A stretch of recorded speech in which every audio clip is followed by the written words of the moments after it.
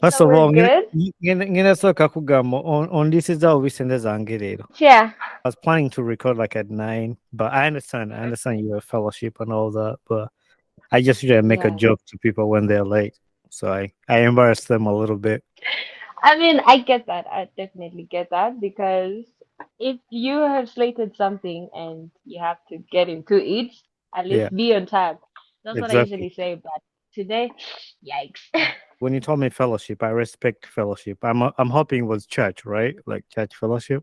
Of course. Yes, it's church fellowship. Wherever it was church fellowship, I won't do anything because I can't mess with God. God, yeah, is high above, so you respect that. But what if it was like creative fellowship? Because now we're seeing more communities in Uganda doing that. So you end up finding fellowships on Sundays. It's not Mhm. exactly God-based, but it's definitely spiritual for some people. I would still respect if it means something to you. Like, but then we gotta be like on an understanding where, like, if you made a program with somebody, whatever, if it means something to them, I'll respect it. I'll If respect it it's important. So, okay, so the respect is very subjective. because, I like, get I that. mean, I would say that our interview would be so important to me, to you, to both of us. Like, but you understand, like in your case, like you understand. So if it's similar to that, Yeah. definitely, even if it's not God. What way you are longer, you didn't plan it and it just happened. Yeah, I mean, life does that sometimes. Like, you Mhm. actually wake up in the morning, you're like, this is what we're gonna do, ta ta ta ta. And then in the afternoon, everything just goes haywire. And Especially in Uganda. For Uganda, yeah, so in a program, like you have your program and then yes, something I else. I feel like our systems are really designed like that because you actually think you'll be able to do things to the like to the book and be like, okay, we'll do this and then do that and then we'll break it down and do this later. But things will happen, and before you know it, Yeah. you're gonna get home and you won't even know how it Mhm. sidetracked. Every time I come back to Uganda, I tell a friend, hey, ngina ko meeting on where's tea? Then we'll do this. But before even I leave home, you reach like halfway Yeah. and then there's traffic. And then you spend 3 hours in traffic. And then the next the person you told to meet at 5, Ngana, yeah, Yeah. he has another plan. So something ends up like just canceling it. So yeah, I understand to that point, and I'm glad we started with that.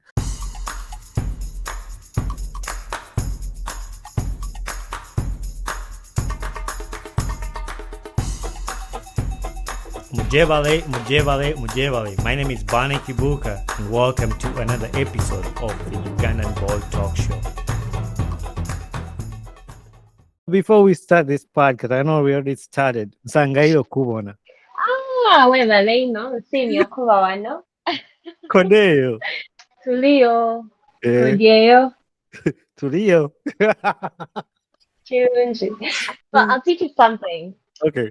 The way my father greets, after we say Cordeo, we say Mhm. Amakobo, like, what's the news? Yeah. Amakobo, what? Yeah, Amakobo. You just say, oh, Amakobo. Okay. Then there you can either say Ezira if there is nothing, Mhm. or you break it down and tell the person what happened to you on the way, because it's basically Oh, saying what happened to you while you were getting here. oh. I love to learn different languages. So that's why I knew those. There's some I had to go to Google to confirm that it's exactly what I knew. But I had to like I don't want to Yeah. embarrass myself. So How I had to go many search for Ugandan languages can you speak? not fluent. Most of them I can just like greet. Like I know just how to greet, like just from a way. Jebariko, like something like that. Um, Mm, but I speak Luganda and English. But I speak Swahili because my mom is Kenyan. Um, oh, okay. so I speak Swahili, Luganda, and English, and a little bit of Kalenjin because my mom is Kalenjin in Kenya. So that's a tribe. There's a diverse option set for languages. Because personally, I try with, okay, most Ugandan languages too, but mainly Soga, Uganda, a little Nyankore, because you can have those friends that can't just stop talking in their language around you. Yeah, And those are mainly Wanyankore. yeah, And even if you don't understand the conversation, they're going to show you that we don't care that you're here, as mhm, we're going to talk. yeah. And I also would love to tap into like northern languages. Yeah, but there's a way Ugandan languages are set up in such a way that you can't really understand what somebody from another tribe is saying. Because even it's funny, most people say Lusoga is like Luganda. Mm-hmm. Luganda is like Lusoga. Because you meet a person who speaks Luganda and they'll tell you, how come you can't speak Luganda? It's like Lusoga and you're Musoga. And you're like, yeah. But if I told you something in my language, trust me, it's very, very possible that you may not understand it. And the best story for this, it's a story that my father also likes to tell, whereby there was this lady, she was serving somebody at it's like a small restaurant, you know those Mufunda Mm-hmm. restaurants in Kampala. And this lady is getting the order and the guy was like, hey, wekaza. Now in Lusoga, wekaza means thank you. But in Uganda, Mm. it's something completely different. So there was like a whole squabble over just Yeah. something that minor. And we've also like heard stories of Lusoga people getting big time issues with like Baganda or people from other tribes because of the switch in our language. Mm-hmm. So that's why I don't say no. Lusoga and Uganda, they're really different. That's how most people said it, and that's how I perceived it. That's how I thought, and that's what I've been telling people. Like, oh, Lusoga and Luganda, there are some words that are similar, but to prove that, like when I told you I went to Google to verify, I went on to Yeah. read other words. I'm like, I have no idea what that means. Like, if somebody had said that to me, like I wouldn't understand. Like, there are other words that I was trying to read to in the language. I'm like, I wouldn't have understood that. I like Yeah, the way cultural diversity is evolving in Uganda. Because before we didn't really have much information about yeah, culture on the internet, but now there are more websites that actually include the stories, the exactly. conversations, and now flashcards. Ah, that's really cool. Yeah, I think so there's a lot of people like for us who live in the diaspora, like we want to mostly like if you have kids, you've given birth to kids in America, you want them to learn your local language. These things are very useful, like for you to like learn to teach your kids if you want to, you know. But anyway, I wanted to start that because I know you're from Ginger, and through watching you, what we're gonna talk about today, like your journey in Miss Uganda. I watched all of you guys. I had some friends who were contesting in there too.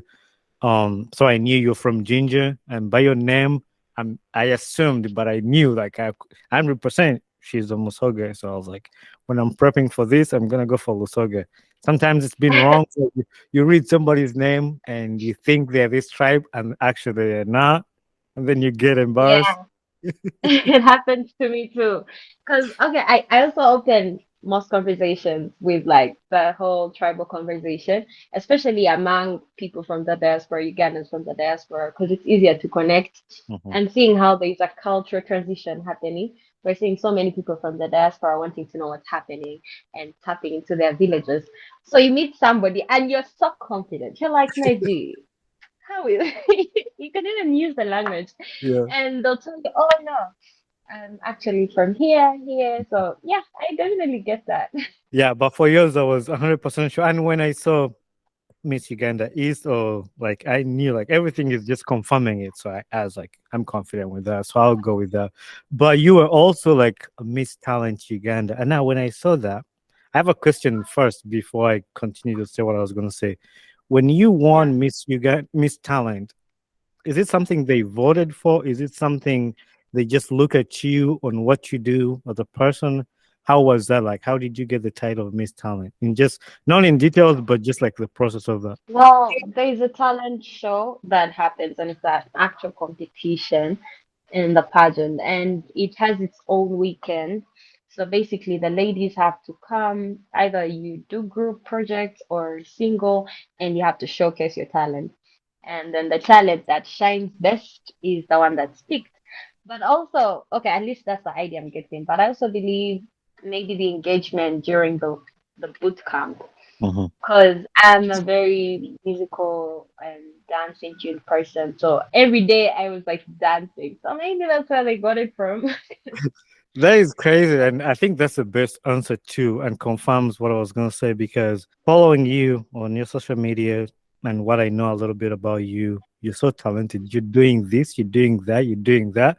Like you're dancing, you're a radio host, you were like training people, you were like working out, you were like uh, going to church or singing or like everything. I'm like, that explains why she won Miss Talent because like there's a lot of talent in you. One person with all these a million things surrounding you that you get to do, and most of those things we're gonna talk about them today.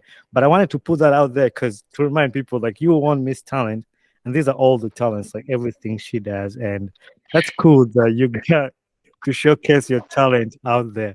I want to start with dancing. How did you like get into dancing? And what's the passion of dancing? Like, where did that come from? I've always been dancing. I sometimes I can tell my mom and ask her, "Are you sure I came out normally?" Because I'm confident I could have come out dancing Yeah, ever since I could remember.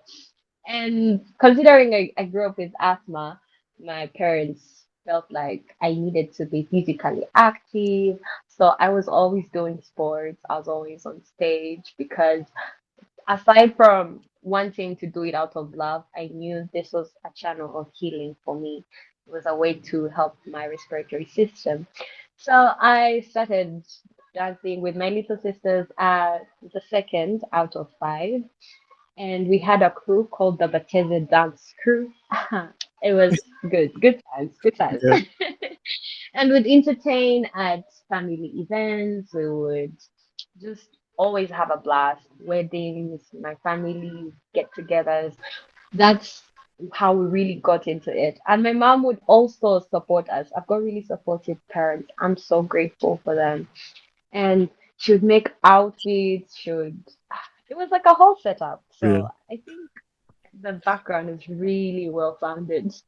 That is really good to have supportive parents, and it could be tough when your parents are not supporting your talents or your dreams, or like they don't see anything good coming out of that. But whenever you have a supportive parent, it helps you to love it and continue to do it. You've done a lot of videos like on your Instagram, on like YouTube, anywhere. But one video that stands out and like most people will know that went viral, like the song of Nana Project with Baraka. How did Yeah. you learn to and like I said, you've done a lot of dance videos. That's not the only one you've done, but I'm gonna just spotlight that one because that's what a lot of people might know at this time. How did you learn to that opportunity and how was the whole process doing that? Well, Joshua and I are friends. Like, we're actually really close friends. We've been friends for about 2 years. Yeah, so we also connect a lot through the urban music events that happen around Kampala and in Uganda. So over time, we just used to see each other around. It's like, oh, what's up? I see you, I see you. Oh, okay. And I'd listen to his music, and he's got an amazing sound. One day, we actually had a conversation on the radio show, and we're talking about Watershed, the last EP that he released. And then one day he texts me, he's like, ah, how you doing? I want us to talk about projects. And that's how Nana came to life. Mhm. Yeah, it was, we're close friends, so that's how it came about. So yeah, now you go ahead and do Nana. How did you feel filming it and how did you feel after it came out? So, okay, this is a very funny thing. We shot Nana just, I think, a day before the Miss Uganda Eastern regional audition. And how I got into Miss Uganda, it was really just my little sister deciding, do this. You're going to go for Miss Uganda. I'm like, no. She's like, you're going for Miss Uganda. Okay, fine. But I told her I have a project I'm shooting, and maybe after that we can get into it. She's like, don't worry, it's not going to coincide or anything. So we get into shooting. The makeup was done by the Sununu effect. Very beautiful. Oh God, I looked like a goddess. I was so happy. She Yeah, did it. yeah. And of course, the set designer, they did a great job. And the fashion designer, Aisha Iwase, and she was assisted by Julia Stefe, an amazing artist. And they really brought Nana to life because most people think Nana is just one person. but Nana is a project, like we called Hmm. it. It's Joshua's vocals and Prince is the director, his vision, and we also have the team behind Joshua Baraka, but we also have Aisha Iwase, the designer. She really had the eye for detail. Like, oh, this necklace is out of place, or this is the outfit that's going to capture the home effect. So I was on that set and I'm thinking, yes, this is why we are here. This is why we are creative, guys. Thank you. Was that like your first big project to do or no? It depends on what you call big, because Right. big is very good. But Okay. yeah, definitely on a grand scale, yeah, hell yeah. I watched it. I enjoyed it, and yeah, you mentioned because it was that time I saw you in Miss Uganda, and I'm like, this is the girl I saw in this project. This is so I was like comparing, like I've seen her somewhere, or like something like that. Now, Yeah. yeah, it was great. The song was great. Everything came out really good. I'm glad like you sent a shout out to all the people that were behind it.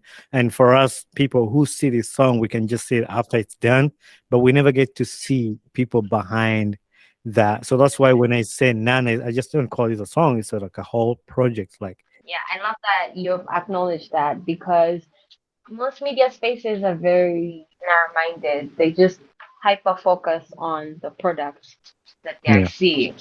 They don't see the amount of time it's spent in the studio or the people who are behind the scenes trying to make it happen. I was mhm. actually just talking with one of my close friends today about how the setup can look so good, but then there are wires all over the place. Nobody gets to see what's going on behind the That's scenes that's because why that's what is here in my studio. Like the thing, I have a camera here, I have a camera here, so like people don't see these wires, the lights that are all over the place. exactly. We Yeah, just we just end up thinking, talking, and we're thinking, oh, okay, nice. Yeah, we love the content. But I even don't like the word content. It content. pisses Yeah. me off so much.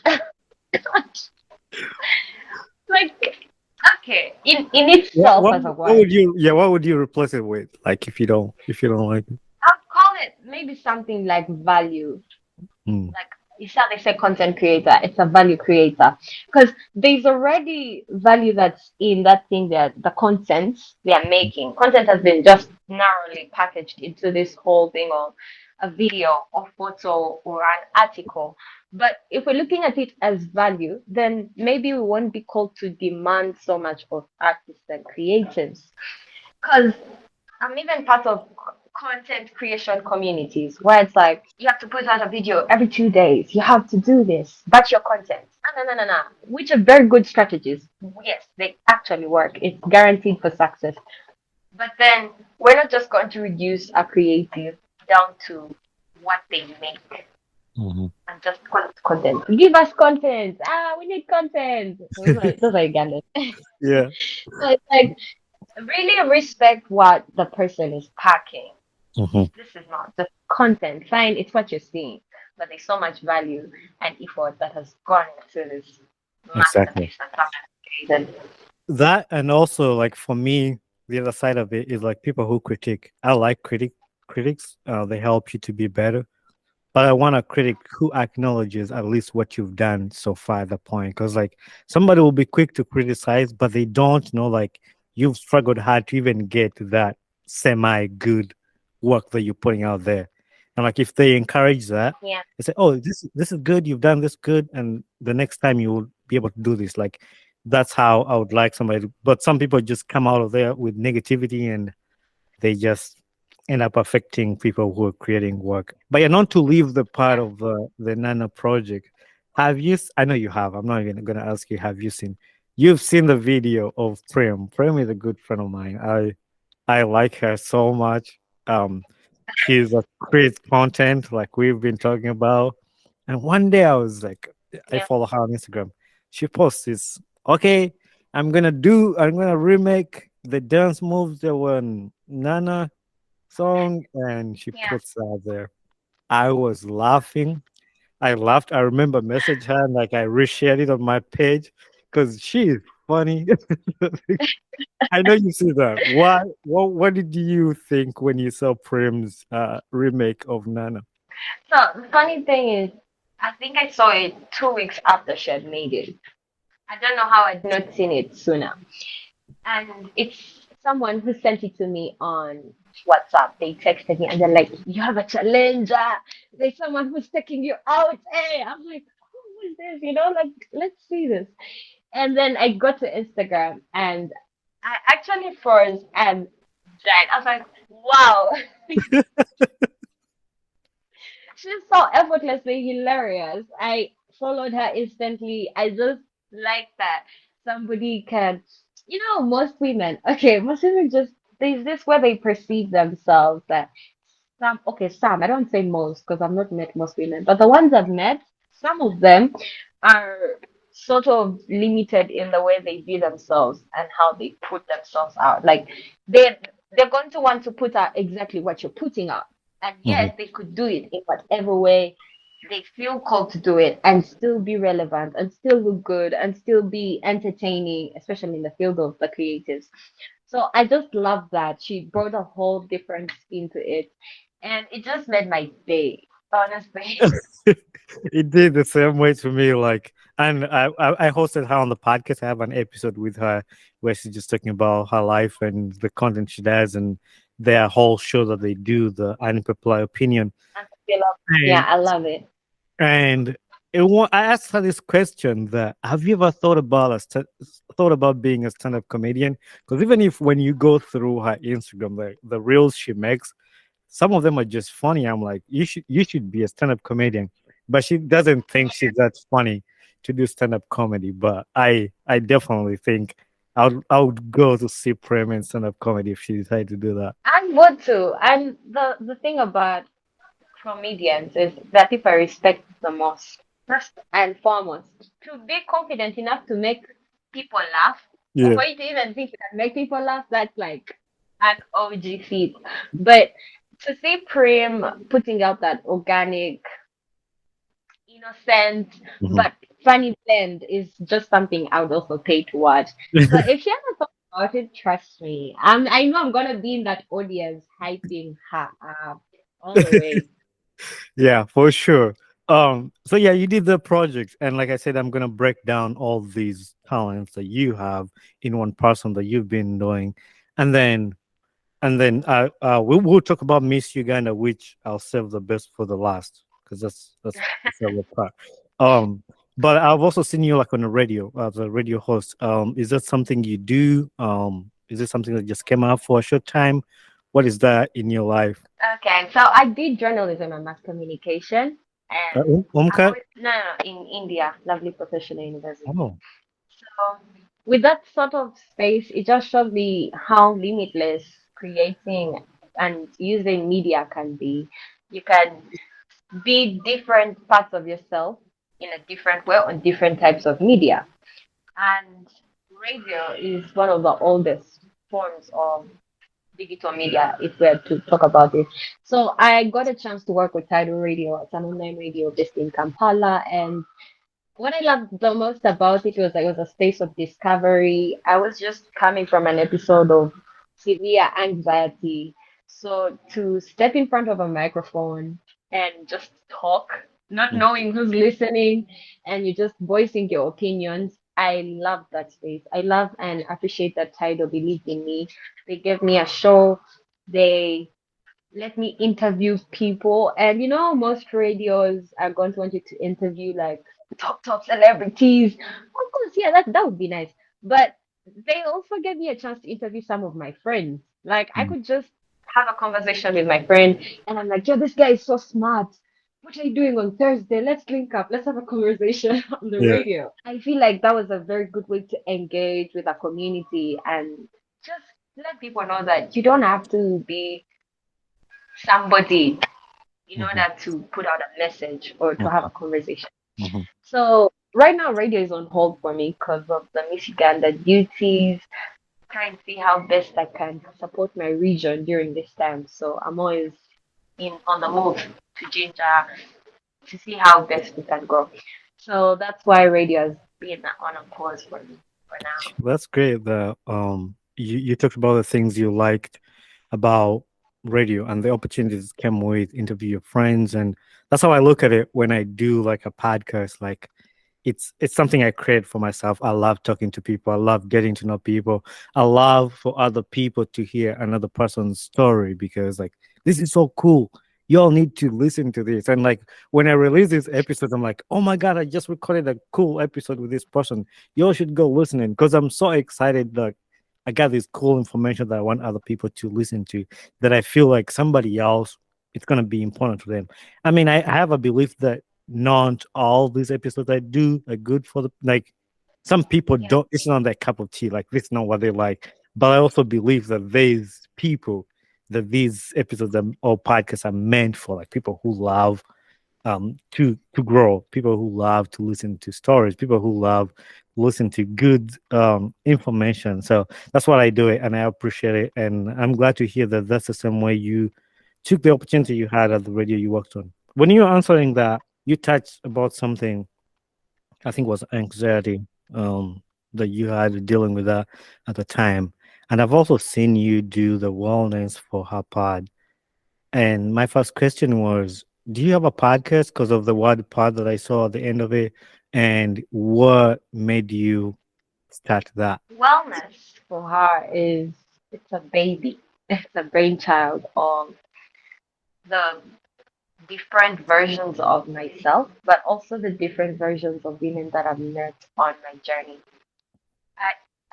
I know everyone has very independent and everyone has their own kind of background, but my life has been very intense. Actually, I don't think I can ever describe my life as a calm life. No, no, no. It's been extreme. If it's good, it like goes good. And if it's to be bad, I don't believe in things being bad, but things turning out terribly, yeah, they actually take that turn.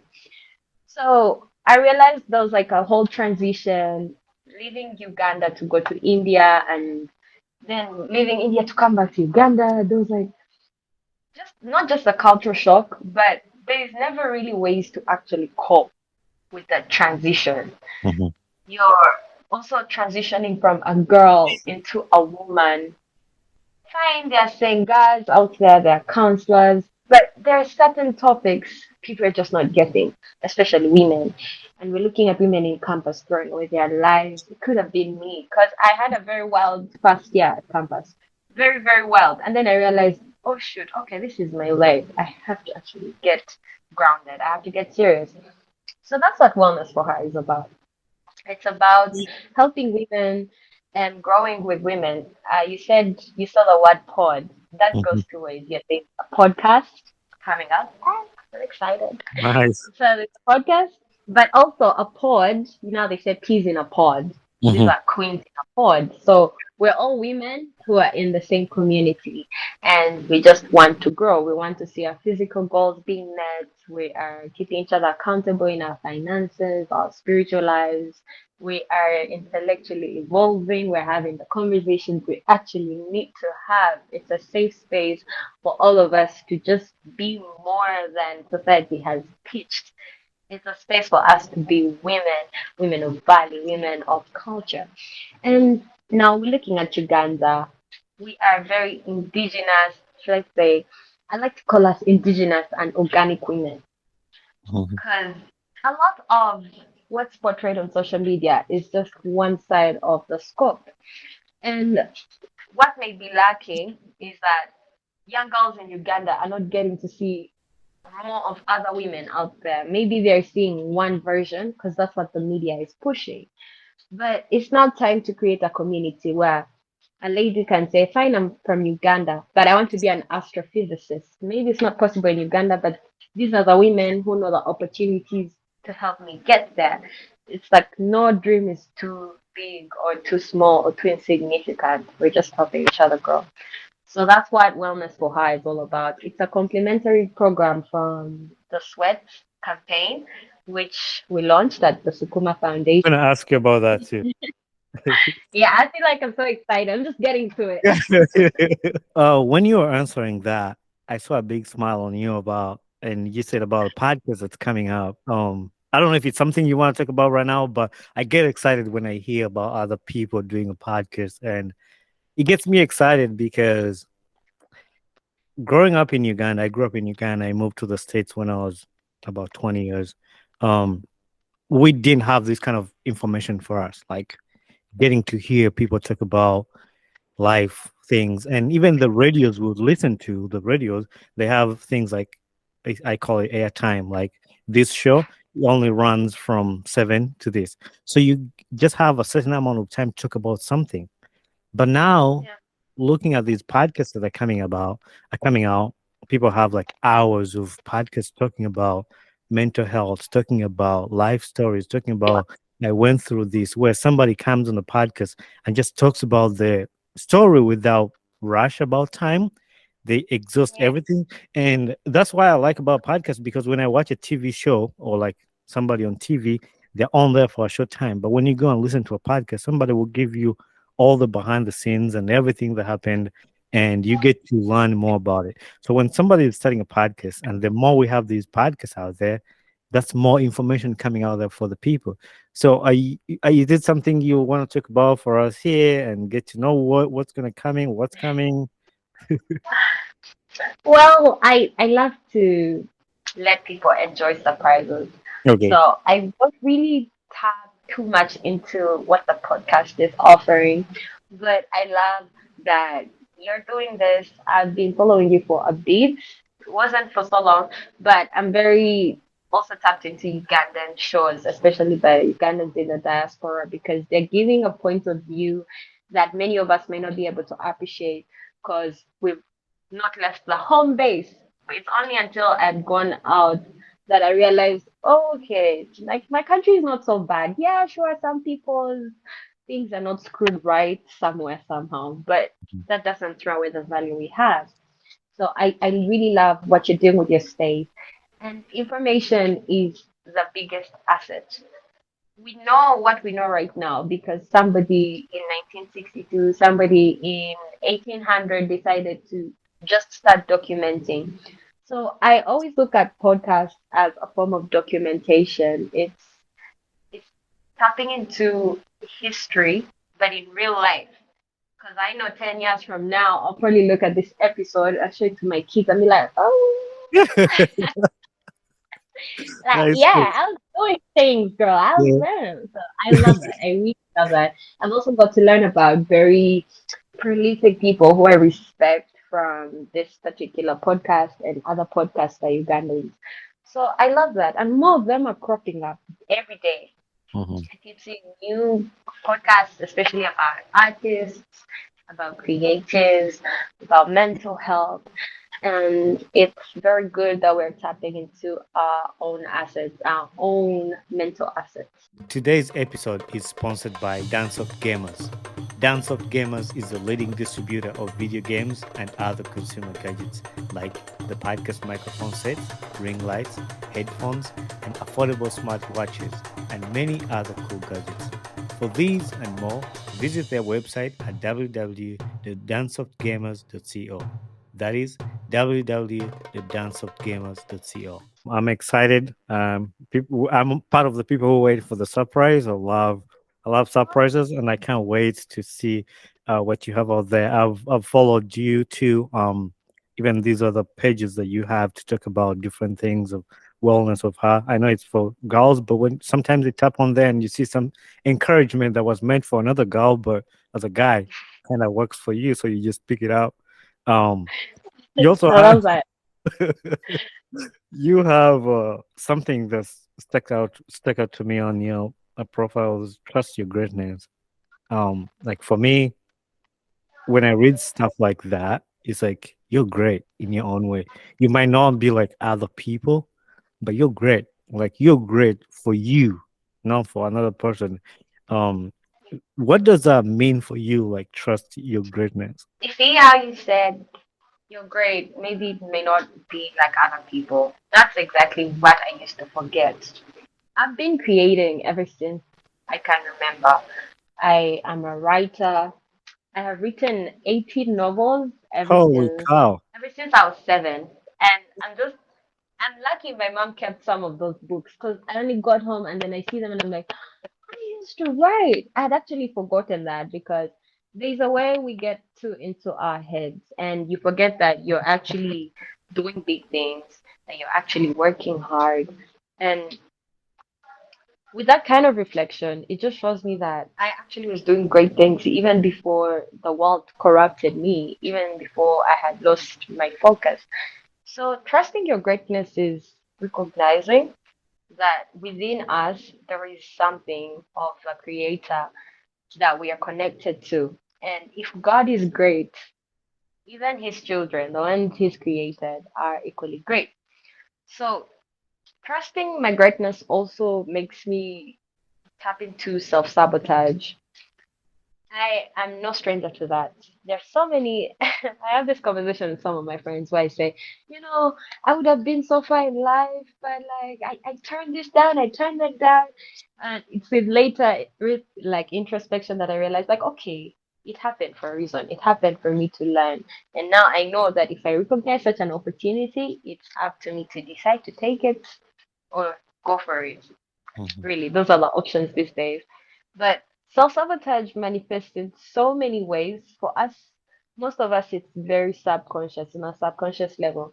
And we have these beliefs that we're not great people. We can't create things that are worthy, or we can't even get rich from creating. So it's those little beliefs that wrap up into this big bubble of self sabotage, and that makes us forget to believe in our greatness. So for me, that's a reminder. Trust your greatness. It's the reminder for me. That's a mic drop right there. And that's stuff like that's kind of stuff like I love for people to. I can't force people to listen to this kind of stuff, but I'm gonna do my job as me to bring people like you and to talk about these things. Whether people want to listen, I don't know, but like I pray and I hope somebody somewhere listens to that and feel encouraged. It's we're great. Like you're great. There's a lot of things you can do of the personal line. This is for all the people listening. Like there's a lot of things you can do.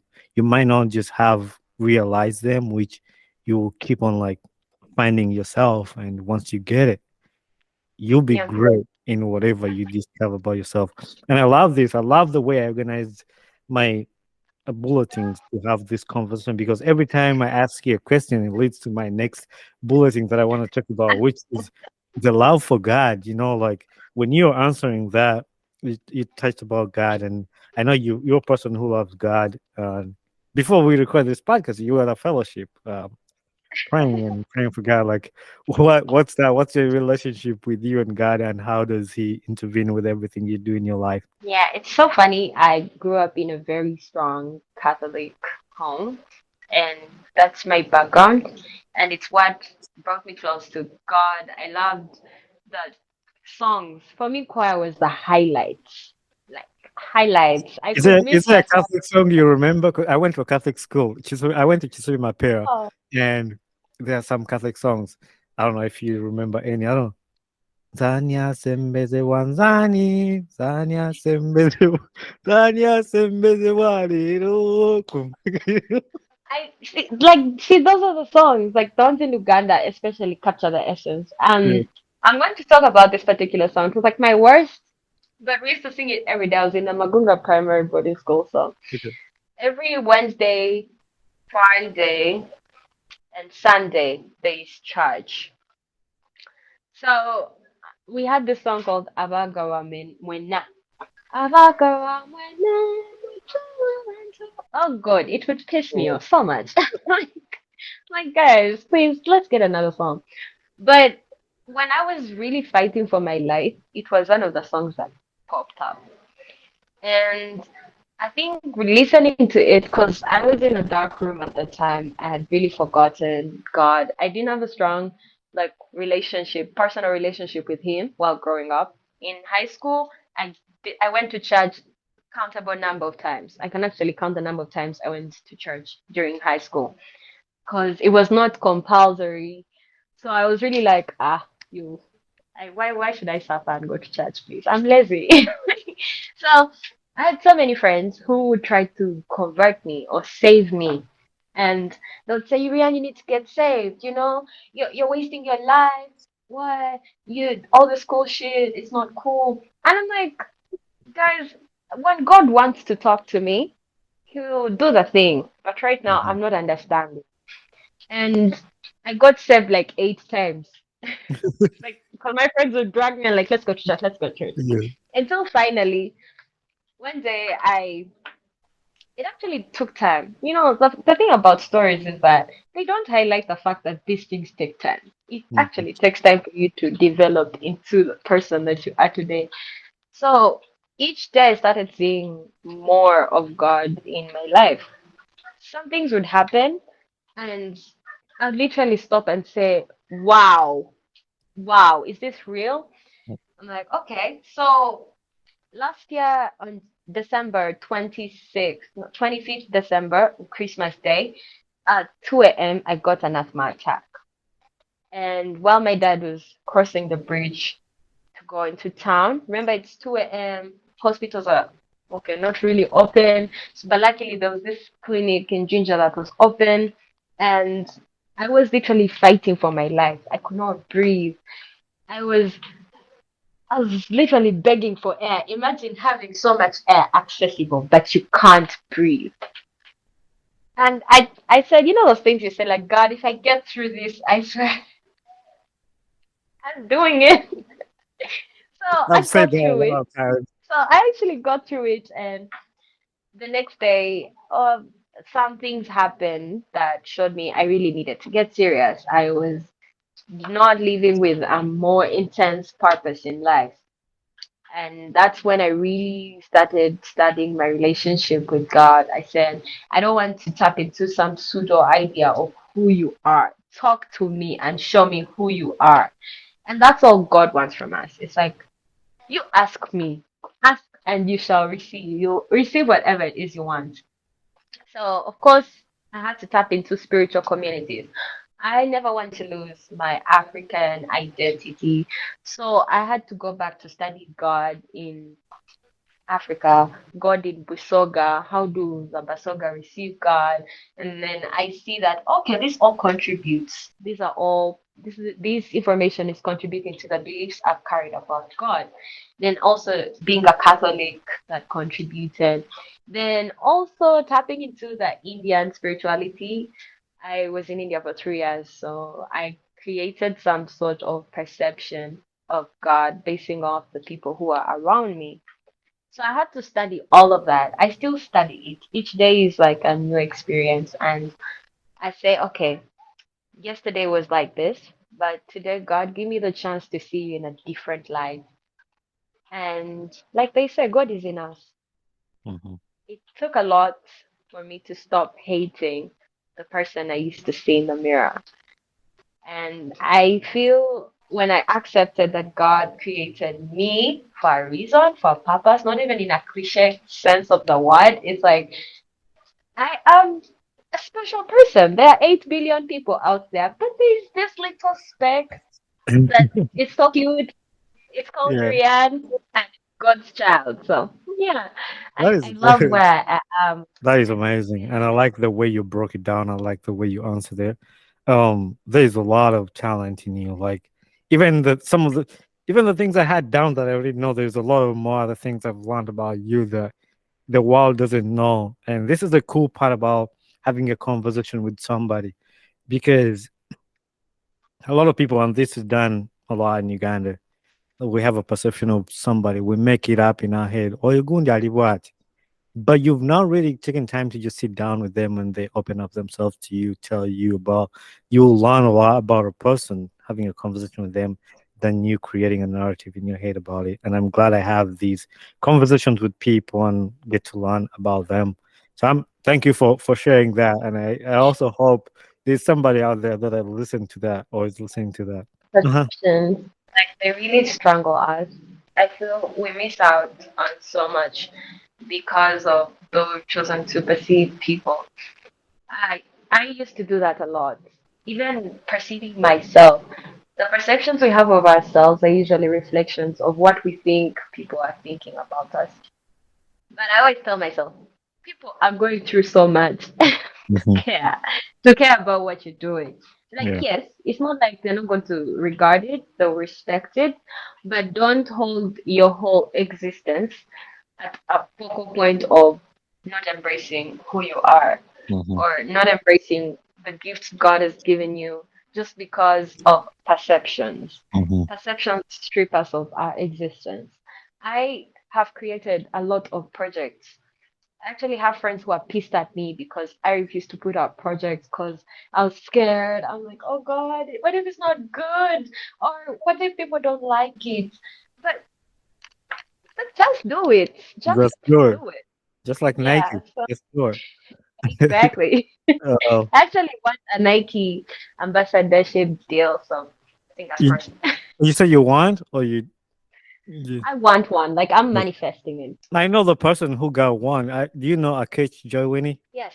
I hosted her on the podcast, and she was talking about how she landed the with Nike and the whole experience. That was cool. I don't know if It's you checked amazing. that episode out. You should check it out. I'll send it to you. She talks about her journey and how she got the deal with Nike, and it's gonna happen. Maybe next time when I have you on the podcast, we'll be talking about Nike's deal with you. And sometimes in life, Maybe you gotta go for what you want and what you want, manifest it, and go for it. Just do it. I'm not gonna try to make you keep you here for the whole day, but we're coming close to an end. But this is where I wanted us to talk about the sweat campaign that you've been doing, and also the home workouts videos. How did you tap into like working out and body working out? I know you post reels about home workouts and helping people get their body straight. And what pushed you into the to tap into that? I know you nothing pushed you. You just talented. You just talented. You do everything, but like, how did you get into that space? well, during COVID, gyms were closed and most of us were indoors. So everyone is looking for ways to release.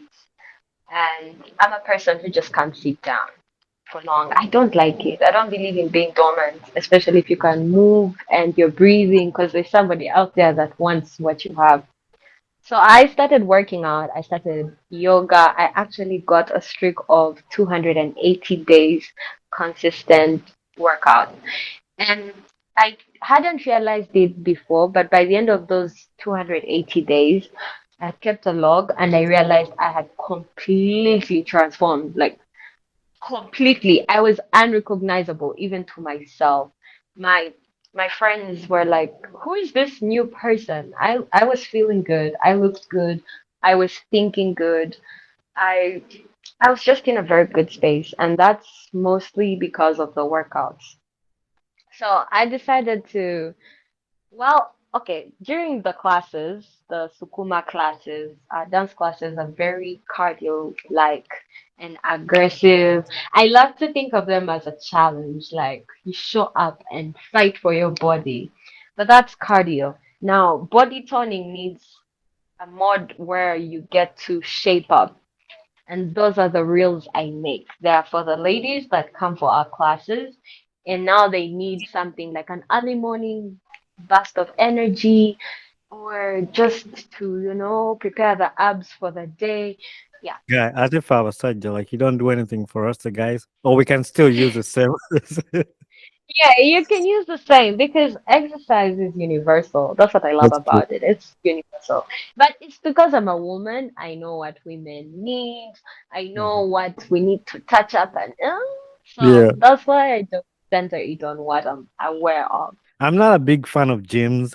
It's just makes me too lazy to just get up and go to the gym. So I did a home workout. So I have this. I don't know if you heard of the Peloton bike. And so in the US, there's a Peloton bike that they make. It has a screen, and then there's instructors there, like, and then they guide you through what you're doing. They tell you, hey, increase your speed, your cadence, your level, this. But they also have like workout videos, like what you do on the reels, where you're in your house, they'll show you what to do this, do that, do that. So I've been doing that, and I found that pretty cool. Like sometimes because of the work schedule, like business, you don't really get a lot of time to drive to the gym. Like the nearest gym from my house is far away, and by the time you're like, oh, let me go to the gym, like, nah, but if I'm in my house, Yeah. it's easier. So I think it's easier to tap into those home workouts and um, use them, and because they're really really good. So before we go into the Miss Uganda, I know you touched a little bit how you ended up in Miss Uganda through your sister. You kind of gave us a beginning part of it. there's two quotes that I want to bring about here. One of them, and they're all from your Instagram. One of them says, "Could not dance when you had the health and could hear the music could be the biggest regret of your life." So like Nzevambi, I only have like two dance moves in my life. Like once I do those, I'm done. Because if you were there, but no, that's just a joke. But like that for me, I'm not a professional dancer or anything, but I can put on music. I can shake my body east, west, south, north, and that's dance as long as you can move. But what does that mean to you when you say to not dance when you have health and Yeah. the music, and you could hear the music could be the biggest regret? Well, most of the quotes I share are actually not the self. I feel like as creators, our expression is outward. It's me to me, but outside of me. So most of the messages I put out are basically advice to myself. So being a dancer, especially perceived in Uganda, it is received by some people as something of unseriousness. They'll tell you you're wasting your time or you're being lewd, you're being sexually suggestive, yet you're basically just expressing. You're expressing what's going on inside, and most people don't want to honor the human experience. They really don't. That's an issue I've found with some members of our society. But it's also just a reminder to myself because there were moments when I wanted to give up on dance because I was scared of maybe not making it into certain rooms or certain spaces. The thing is, if God has given you a talent and you're not using it, you have to account for that one Mhm. way or another. So when I put up that quote, it was really a reminder to myself and to the person who saw it that this is not even just about dance, but it's about talking. Use your voice, use your body, use your mind to do things that actually impact the next person. You will regret it. All the stories I've listened to or read of people on their deathbeds, it's things like, when I was 15, I didn't do this. When I was 28, I didn't do that. When I was 40. So it's like, I really don't want that to be a part of my narrative. Mhm. I want to live out loud so that when we get to that day, it's really a matter of I did that. Yeah, that is Period. cool. That is cool. And one of my biggest, not my biggest fear, but one of the things I don't like in life is regret. I don't want to regret. I live my life to be like, I want to be content with what I'm doing. Like, I want to know I did the best I could do. Don't leave room for regretting. I wish I could have done this. Just do Yeah. what you can do. It doesn't mean that you're going to get everything, but as long as you're content in your heart that I did the best I could do, Biagana Bugani, you're happy. I'm happy. Like, Yeah. that's like I did my part. I did what I could do. But like when you have that, I could have done this. I could have done. Then that's the worst part. But like once you're content, like yes, I did my best. The other It one. is, and that's what wellness Mhm. is all about, actually. Because Yeah. at the Sukuma Foundation, we have three core values, which is ICE, integrity, cura personalis, where we care for the whole being, and excellence. So some days you may not feel like showing up to class, but by the time you've entered that room, you know why you're here. You know what you have to do. You know why you're pushing. So do it to the best of your ability.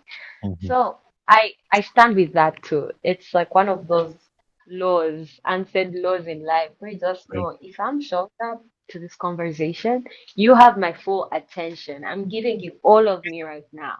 Mhm. So that's what I love And, about and that. yeah, I appreciate that too. One of the your biggest, I think I won't say fun, but like I think Fiona is part of the Sukuma class. Fiona Kemi, is Oh it? yes, she's not actually part of Sukuma. We met at an Afro Fitness Luchico. Okay. African Feed by Patience. She invited us and she was moderating Yeah. the panel of wellness speakers, and I was just doing a dance fitness session. And I meet her and I was head over She's heels. she's amazing. I've had her on the podcast too. Talk about she's amazing. All of them, those three. I've got a guy that's blessed me that I've interviewed, Fiona, Prim, and Claire. both the ladies on Unpopular Opinion. They're so amazing. They're They're different assets in to Uganda for real. exactly. They're different in what they do, but then when they come together, then they make this trio that's and unbeatable. All right, for the favorite part where everybody, I hope so, where everybody is interested to hear about your journey in Miss Uganda. I was following it, like I said in the beginning. I had friends, I knew a lot of people in there. I've got through this podcast, I've got connected to how to Miss Uganda because I hosted Oliver Nakakande on the podcast, who was the Miss Yeah, Uganda in 2019, 2020, something like that. yeah. I've hosted Joram Mavila Job on the podcast and Love all great them. people. And so I've been close to what you guys were doing. And during this run, I was following it, following you guys from afar and cheering on you, all of you guys. What was your experience like in your journey of Miss Uganda? I'm not going to pick out anything. I'm just going to let you go with it. Your whole experience through the whole process. It was really magical to be. Actually, it is magical because I'm living that reality right now. It is magical to be a queen and actually have people call you a queen. Yeah. So, I was surprised, after the Miss Uganda East regionals, I wasn't expecting to win. I won't lie to you. Most of the things I go with this thing of, yeah, I'm getting it. It is a Ghana. I'm taking this Mm. home. But for that one, I just want like, this is just another of those things we're doing this year that are going to be different from what we did last year. So let's go for it. All right. And we get the win, and it's like, yo, wow, okay.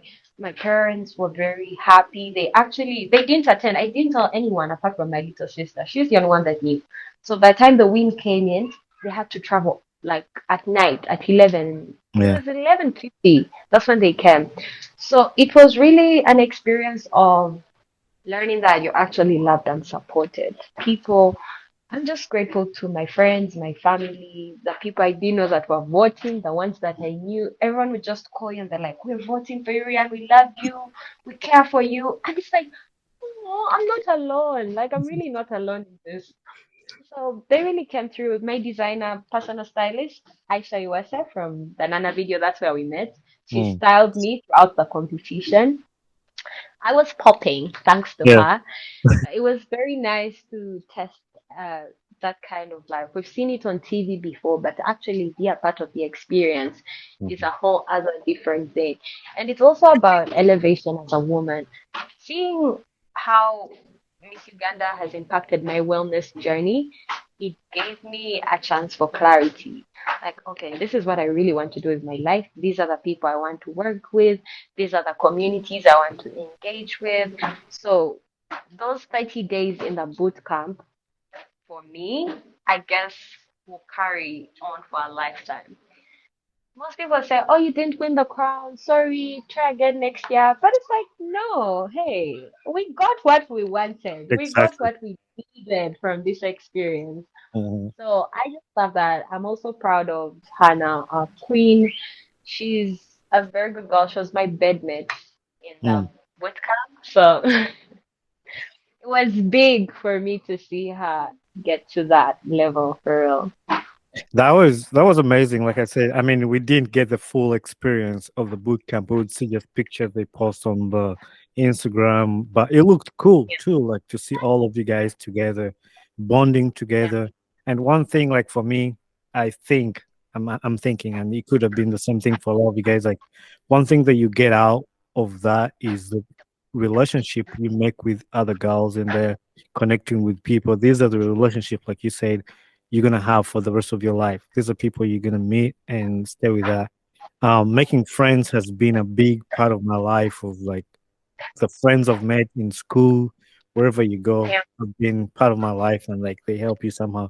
And you touched on the part of like voting. Like I wasn't in Mr. Uganda or anything, but like my podcast was nominated in like Pulse as a podcast. Pulse, yeah. Congratulations about that, by the way. Thank you.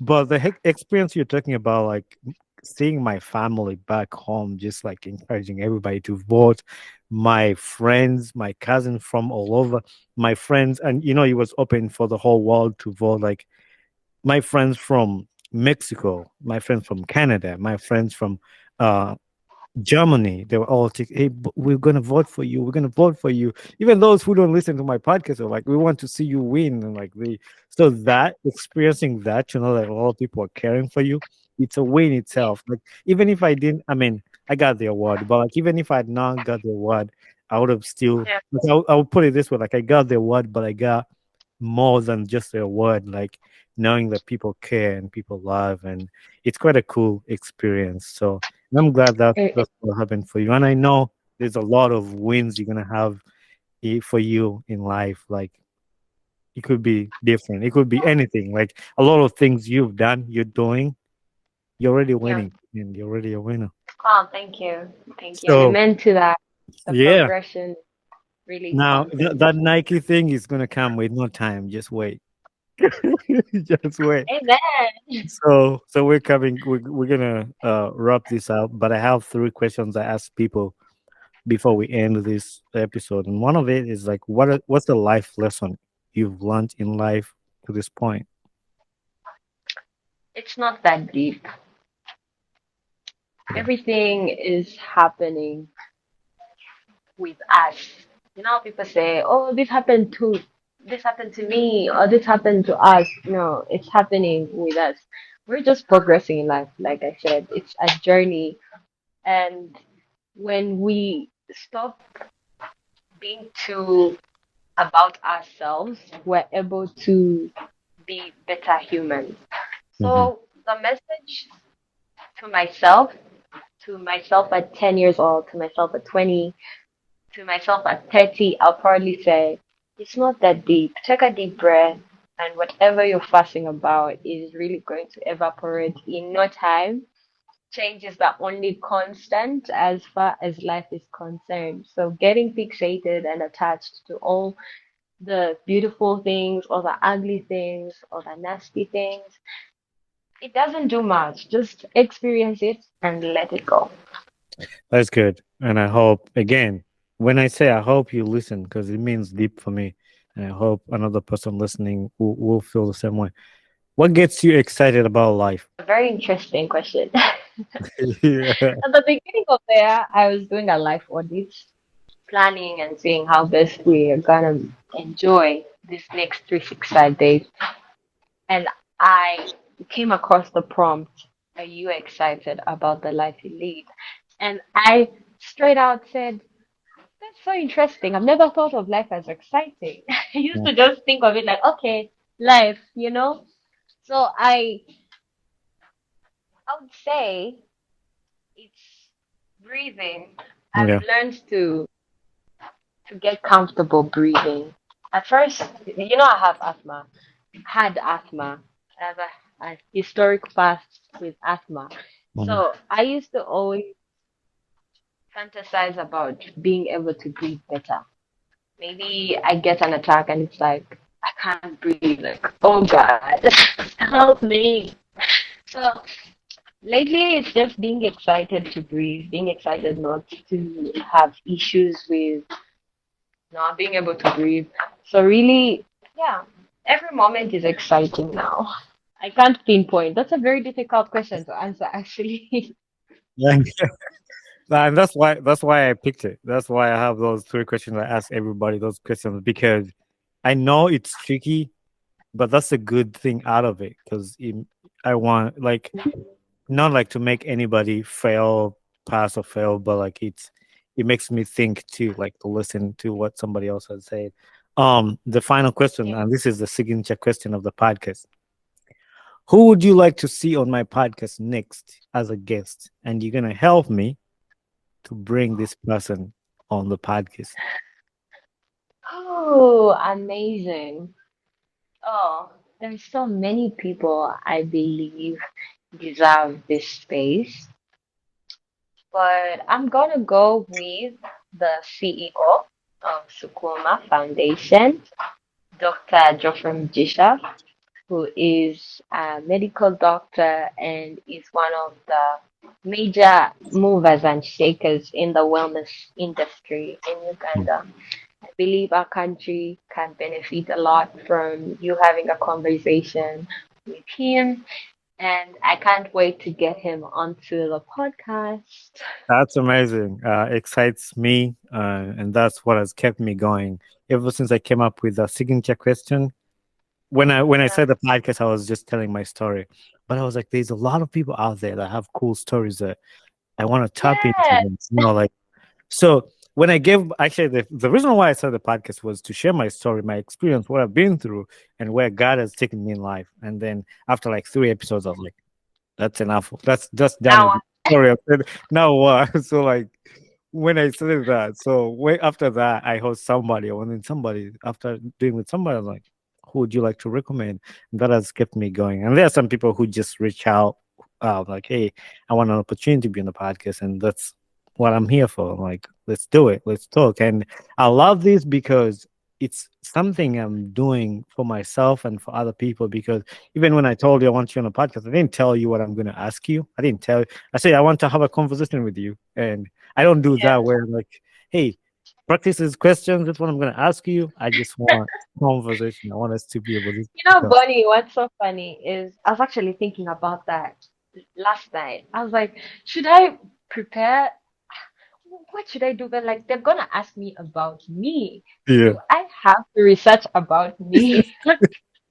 That's exactly what I tell people. Like, it's stuff about you that you've done. Like, like even if somebody woke you up from the sleep, you know about yourself. So there's nothing really hard Definitely. about it. And I also thought that I used to be scared of interviews. I would shake.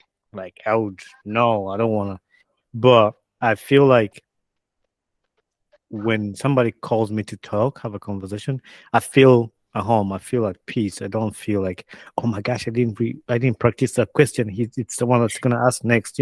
Like you always think about that. And like as a host, Yeah. I have like a bunch of questions that I'm gonna ask him. Like I wouldn't be paying attention to what you're saying. I'll be like, what other question do I have to ask here? What other question am I gonna ask next? But here it Yeah. gives me time to listen to what you're saying and actually pick from what you're saying to lead me to the next question or something like that. That's the beautiful part about conversations. There's a lot of open, grounded space to Yeah. work with.